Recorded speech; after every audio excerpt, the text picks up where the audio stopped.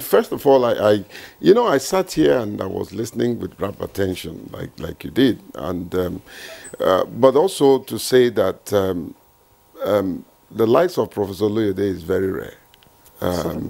Having the moral audacity and courage to come out and put this kind of information on the national, not just on the national television, but nationally, it's very encouraging that that we still have people that can fight for justice and equity. But let me answer your question by trying to paint a philosophical picture. I know that Prof will mark me at the end of the day, But let's see. Whenever you see a crack on a wall, and you get a medicine man and say, please go and mend the crack.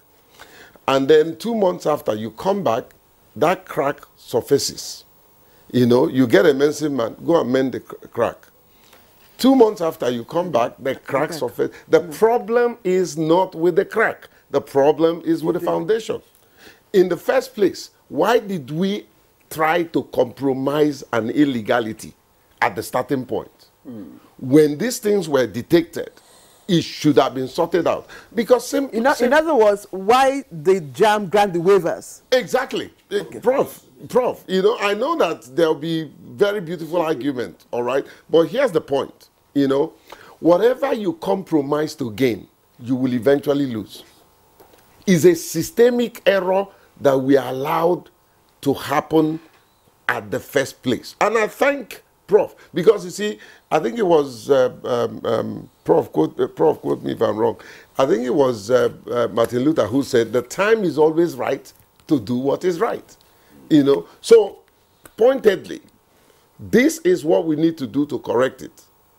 The era of compromise should be eradicated completely. If Jake, like Prof said, we are talking about the student, what about their parents? What about their ward that would do anything? What about those in State House and in the sub-national that will write letter and say, admit this child, I don't care? We need to drive and drill this advocacy, implementation, calling it what it is, to the grassroots and find out where is the problem. Because if you keep treating the symptoms, you will still have resurfacing of the illness. And so this is the time. Thank you, Prof, because what you're doing is what we in the civil society space should be doing.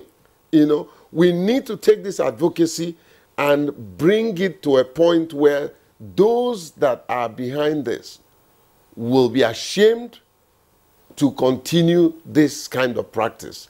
That's why we are turning out students that looks like primary school that can't even write letters. But if we had accurate data of candidates prior to 2017 admitted illegally, would that have helped to check?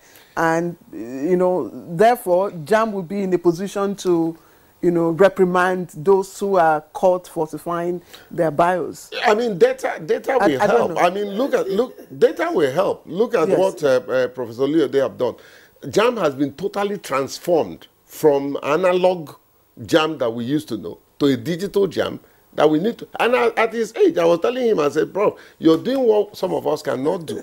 You understand? Are you talking about what JAMB has done? Prof, it's laughable. No, wait. It's laughable.